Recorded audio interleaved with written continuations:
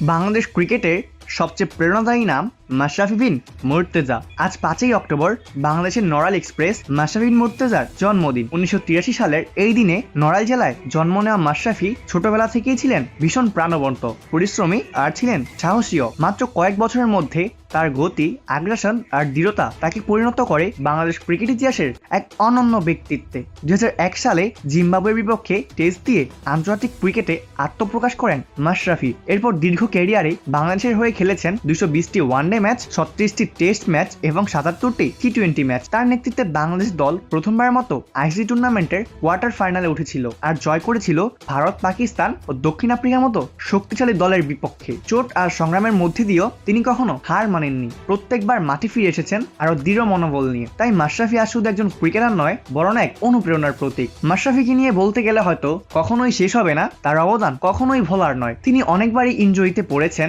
এবং ইনজুরিতে পড়ে তার পায়ে তিনি অস্ত্রোপচার করেও বাংলাদেশ জাতীয় দলের জন্য 22 গজে মাঠে নেমেছেন এবং ক্রিকেট খেলা চালিয়ে গেছেন লাল সবুজের মাটিতে। এটাই ছিল দেশের প্রতি তার দেশপ্রেম। শুভ জন্মদিন মাশরাফি বিন মুর্তজা, তোমার জয়যাত্রা চলুক অন্তকাল পর্যন্ত।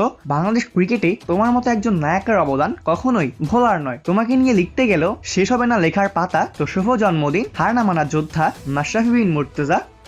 অপূর্ব দাস, প্লেভাস নিউজ।